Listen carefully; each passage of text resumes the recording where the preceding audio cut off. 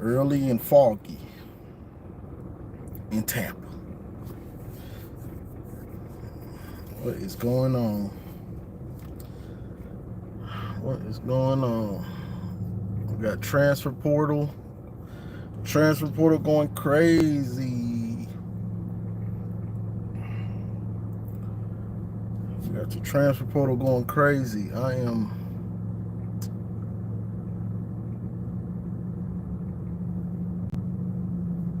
It's pretty interesting to see how this portal is going crazy with all the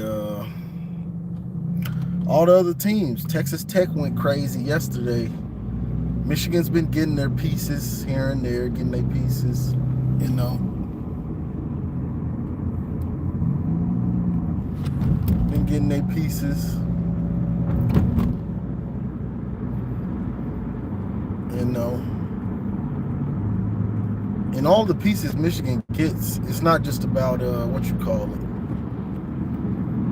It's not just about getting starters. Some of it is about getting depth.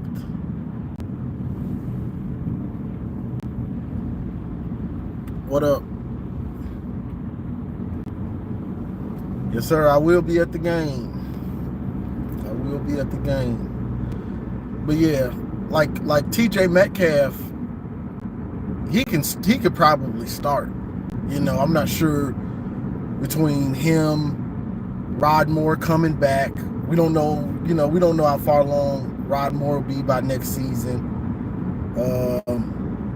Jaden Mangum, he redshirted this year. He's been injured like all year. Brandon Hillman, So those four dudes, we rotate safeties. So Michigan wants to have four safeties that they trust, because all of them are going to play a good amount, So Michigan always wants to have at least four safeties, Unlike a team like Ohio State, like right now they're worried and complaining about rotating, Michigan rotates. So, they want to have those four safeties for sure, and more depth at corner. That's why you got his little brother. I can't remember his name, but the other Metcalf, he didn't play much. He didn't play much this year, but he's young, so.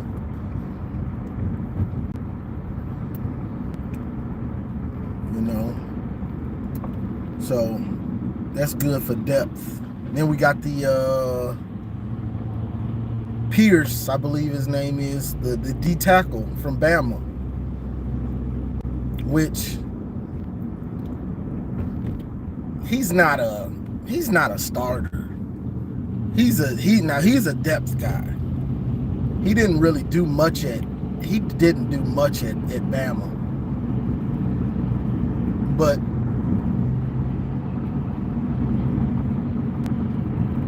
when you're losing as many players as we're going to lose on defense, some of these dudes are just for depth purposes. And the transfer from Bama, he's a depth guy. He's a depth guy. So we getting some dudes. I know people worried about getting a transfer quarterback. You got to be patient. We'll end up getting somebody. But Davis Warren isn't an option to start to me. I wouldn't start him again. This is my opinion. I'd rather let Bryce Underwood just get his lumps than start Davis Warren. I would. He beat Ohio State, but come on, let's be real. Dude passing for 150 yards, 60 yards against OSU. That's a good defense, or maybe a really good defense. 60 yards and 2 picks. Give me a break. I ain't starting that dude.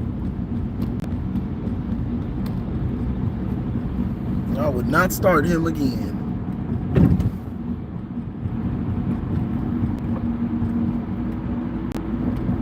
Hey, I'm not starting him 60-2 picks. I'm straight. I'm straight. Nah, I'm not starting that dude. I wouldn't. He'd get the bowl game, and then it'll be a farewell. You'll never play here again. I can't let you play no more. You know, it just is what it is. You can't. Come on. Can't be letting nobody play that. Merry Christmas, happy holidays. Y'all getting y'all Christmas gifts. Y'all getting y'all presents. Holiday shopping. I guess Michigan is holiday shopping for transfers.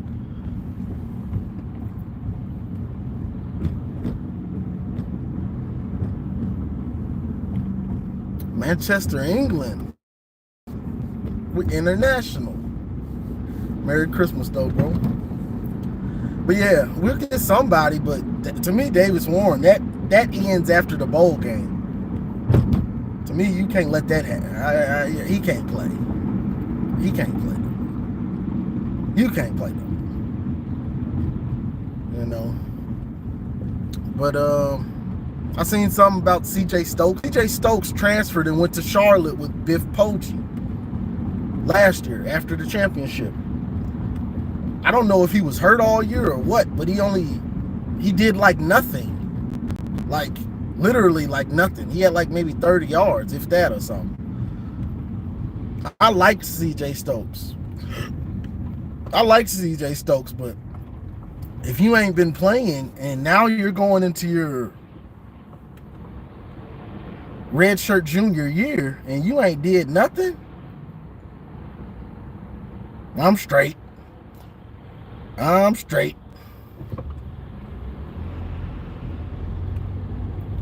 I see we're trying to get Justice Haynes from also from Bama. He's a stud. Now he's a stud. That would be a good pickup to you know,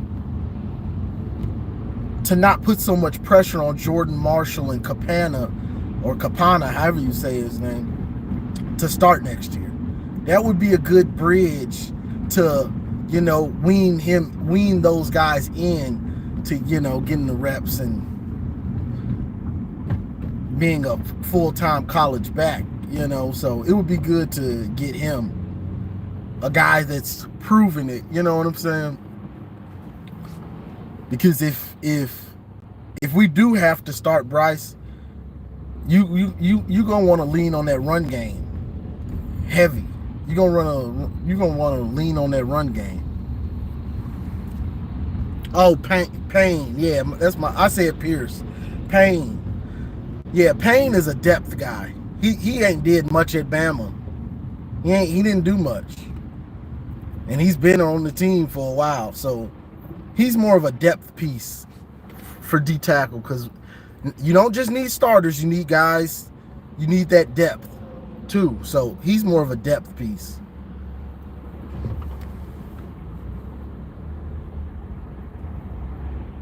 Let Jaden Davis.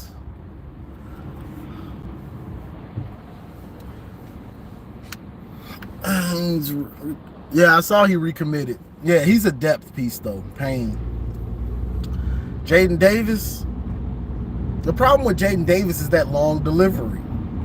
I mean, you can let him play. Hey, it don't make no difference to me at this point. So I wouldn't be against letting Jaden Davis play. I wouldn't be against it, just to see, because you don't know. He's got the Byron Leftwich delivery, but you don't know. He might be gunslinging like Byron Leftwich. You don't know until you put him out there. You know, that long out, drawn out delivery. He might be like Byron Leftwich. You know, you got to let him play to see. So I wouldn't be against it. I would not be against it. Yeah, it's early. You know, these car lives be early or in the afternoon. I got to drive to Clearwater, so here we are. Here we are.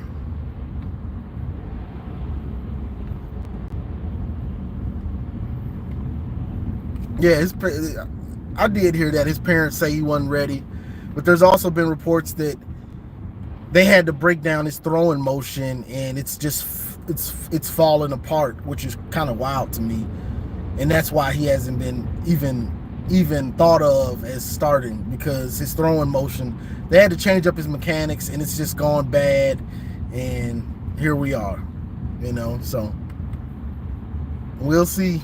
He's got a lot of time after this game. You got a lot of time to fix your game. The offseason is for fixing your game, for perfecting your game, working on technique.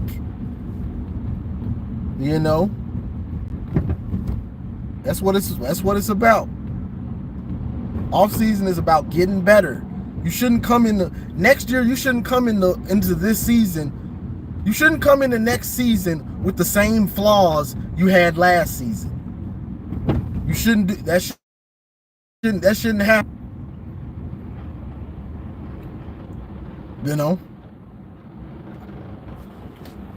Like it always bothered me that Jamon Green was a good cover corner. Good. Ever since he was a freshman, he could cover, but he would not find the ball. Like, bro, you've been on the team for 4-5 years. What are you doing in practice? What are you doing in your free time? Learn to find the ball. Like, what do you do all off season? You just cover and just do the same stuff. You just refuse to turn and look. You just refuse. Well, you got to work on your game. That's a flaw. If Jamon Green would have learned how to turn and find the ball, ain't no telling how good that dude would have been. He could cover, but he would never find the ball, so he would get mossed. Dudes would catch the ball on him. He'd get pass interference. He just refused to find the ball. So you're gonna have great coverage, and then guys gonna make spectacular catches on you because you don't know where the ball is. Dude, used to drive me crazy. Used to real deal drive me crazy.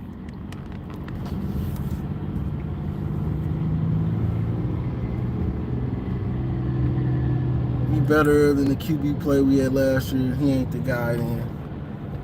I mean, he ain't the guy. We got our guy. But we want to see what we got for depth. You never know. We might play Bryce Underwood, knock on wood, something could happen. Davis Warren has to play. You know what I'm saying? So we want to find out what he has. But if his throwing motion is so broken up and it's so bad, that's a problem. So I'm not against them playing him, even with that throwing motion.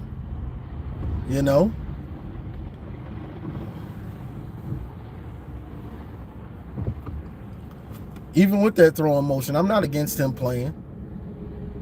Let's just see. Let's see what he got. Hey, we ain't got nothing to lose. Let's see what he got. We ain't got nothing to lose. Let's put this dude out here and see what he got. What else? Jayshawn Barham. I always say it messed up. Jayshawn Barham, I don't know. Yeah, just put him in the game. It don't matter to me. We ain't got nothing to lose. We in the Reliant Quest. Hey, put them all out there. But Barham's moving to edge, which is good because that fits him more. And they figured that out later in the season. They were rushing him a lot. Dropping somebody back out, and he'd be one of the rushers. So that's a good look, That's a good look. I like that.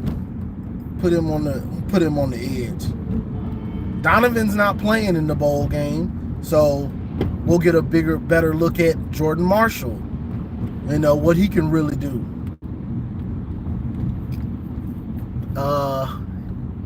Benjamin Hall.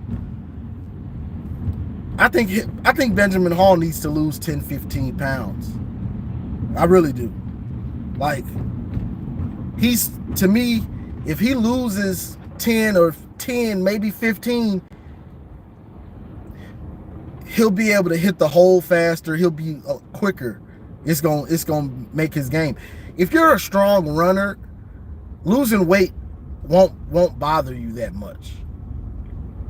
If you're a real strong runner, like if you run hard, losing some weight won't hurt you that much. Like he needs to lose 10, at least 10 to me. Like you done got too stocky, bro. You too stocky. Lose about 10. And I think he'll be straight. I think he'll notice his game. He'll be able to get around the corner more, and he'll be able to make guys miss more if he loses about 10 pounds. Capana, he needs to gain about 10 or 15. He's too little. He's too little. He needs to gain about 10 or 15. He's too little. Yeah, he's too little. Now, Jordan Marshall, he looked ready, but you still got to get stronger. You still got to get stronger. You know, there's a difference between, it's a difference between mass and lean muscle. You know, you have to figure out that I like my running backs with lean muscle. You know, like Blake, he gained mass. I didn't like it, but it worked out for the best. So I had to shut up. It worked out for the best. You know, I like my running backs with lean muscle. That's how I like them. But what else? What else? We still need to get some receivers. We do. We still need to get some more receivers. You know, a power 5, a power 4 receiver, a guy that's been starting in production. We got the Indiana dude, but we need somebody else too, because he didn't play much this year. I don't know what was going on with him, but he didn't play much this year. Those stats were from last year, I believe, when I looked him up. His stats where he had like 600-700 yards, that was last year, not this year. Let's see. Zachariah Branch, is he coming? I hear they talking about him. Did he sign? Is it official? He's a stud. I like him. I like what he brings to the table.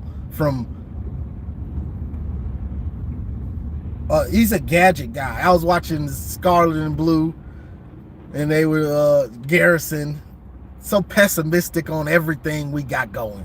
I was such a pessimist. But he was saying he's a gadget guy like Samaj. Well, Samaj ain't that. He ain't that. That dude is explosive. So if you can, between punt return, if you can get more out of him at punt return, and he gives you 500-600 yards receiving, that ain't bad. And plus what you gonna get out of him if you jet sweeps and stuff like that, you know. You just need dudes that can make plays at this level. You know what I'm saying? Proven guys. That's what you need. And that dude is explosive. That dude is explosive. What else? OSU, Tennessee. I ain't gonna lie. I'm so interested in this game. Like, the matchup is so interesting to me. And I need Ohio State to lose, of course. I ain't gonna front. I want them to lose. But the matchup is so interesting to me. One, it's gonna be freezing Saturday night in Columbus. It is gonna be freezing. It's gonna be cold out there. It's gonna be freezing, boy. It's gonna be like 15 degrees. It is gonna be frosty out there. He's still around. He's still around. Shout out to Garrison. But it's gonna be cold. You think OSU gets dog walked? It might. If it starts going bad, they might. Because the matchup is so funny to me. and what Ohio State fans want and what reality of what they should try to do. So let's look at this. So it's gonna be cold, very cold. That's not the best thing for a passing game. Shout out to Posh. Posh says she's gonna be fresh out there. She's gonna be posh. But it's gonna be cold out there, very cold. That's not a game where you want to try to throw it all around the yard. It's just not. When it's cold, you usually want to. When it's really cold, you usually want to try to run the ball, play defense, play action a little bit, and get out of there. You know, Tennessee's strengths on defense are the run game. I mean, their run defense and their pass rush. The weakness on Tennessee's D-line are the linebackers. If you want to run at them, you don't want to run on the edges. You don't want to run on the edges. You want to run up the middle. So they really, I know Ohio State fans don't want to hear this, but you really kind of want to go with your game plan from the Michigan game at Tennessee. That's really the game plan you want to go with again, and it's so funny because we know they don't want to go with that game plan. They do not want to hear that, you know. But to me, that's your best bet to try to win it.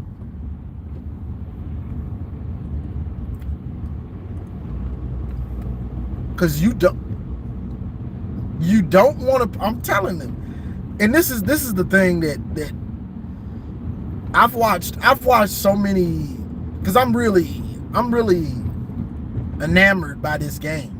So I've watched so many breakdowns of it, and the thing that nobody talks about is Will Howard. People don't really talk about him. They bring up the receivers.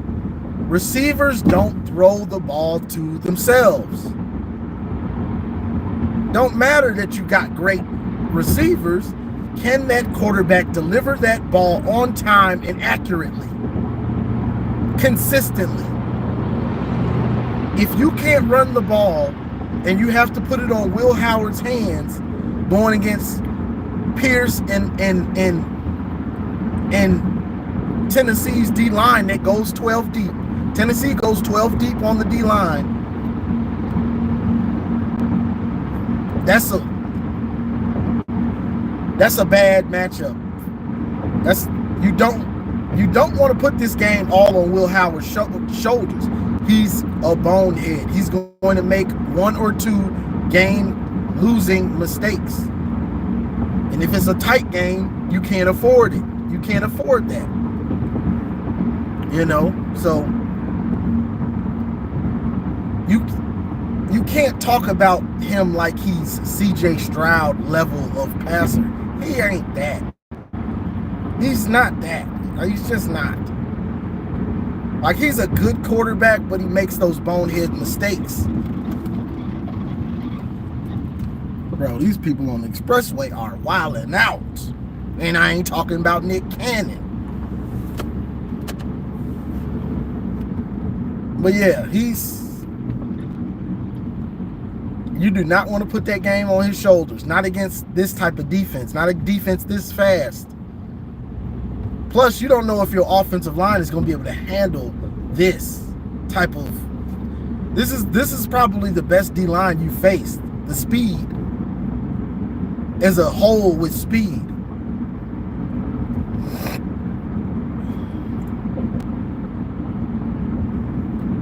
You know, so it's interesting. Now on the other side, Ohio State's defense going against Tennessee. Tennessee gonna run that rock, but they do it in a sleazy way. They spread you all the way out. They spread you all the way out in a run the ball and to go tempo. So Jim knows not rotating. If he don't rotate, you could have problems. You know, because Tennessee plays like a Big Ten team somewhat. So the thing is, this is a Big Ten style game. The atmosphere with the weather, this is a Big Ten style game. But Ohio State don't really play like a Big Ten team. So Tennessee will knock on the door with the run game. Knock on that door. They'll knock on the door. First quarter. They'll knock on that door second quarter. They'll knock on that door third quarter. Fourth quarter is where I kick your door in. We coming in. It's winning time. It's winning time. Fourth quarter, I'm kicking it in. I ain't knocking no more. We kicking the door in. So this is a bad matchup for them. It really is. Like, they got the short straw when it came to playoff matchups, because this is a horrible matchup. You know. And if Jim Knowles doesn't rotate, fourth quarter, they're gonna be gassed. They're gonna be gassed again. They're going to be gassed just like when they played Michigan. This ain't like Penn State, who will stop running the ball or who will have success and they'll stop running it. No, Tennessee will keep running that thing. They'll keep running that thing, you know. They done probably rush for about 2,500 yards. So to me, both teams are trying to do the same thing if they smart. Stop the run, stop their run games, and put the game on the quarterbacks. You know, OSU, they want to stop that run and put the game on Nico, the young kid. If I'm Tennessee, I'm going to keep two safeties high because I'm not stupid. I want to stop the run game while still making it hard for Will Howard to pick us apart and go over the top. I want Will Howard to show me he's great, he's patient, and he can make pinpoint throws. I want you to show me you're patient, and you'll slowly matriculate down the field. It's not a problem for you. You know? So this matchup is so interesting to me because it's the best matchup, and I don't want Ohio State to win. Sorry, Posh. I mean, I can't watch the playoffs and enjoy it with y'all sneaking around trying to think y'all finna win a natty. Nah, Tennessee, I need y'all to get them out of there. But the matchup it's just a good matchup. Different styles, plus the cold weather. It's gonna be brisk out there, boy. You don't see many college football games played in this type of cold. You don't see that. So that's really what's got me interested, because college players don't play in this type of cold. Whether it's Michigan, Ohio State, whoever, pick a team. They don't really, the season ends late November, and then you play in domes or you play in a bowl game down south. So you don't see college dudes play in 15-degree weather. This is going to be abnormal. So it's going to be interesting to see who can handle it. Like, who can really handle playing in this freezing weather? Because I don't care if you say Tennessee, Ohio State, Michigan, whoever. These teams don't play in this. This is different.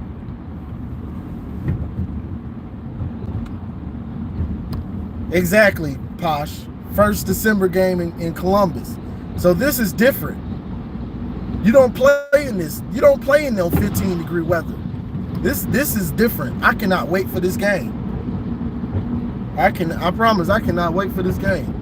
And it's also interesting that you can watch the playoffs and not have the stress on us for once.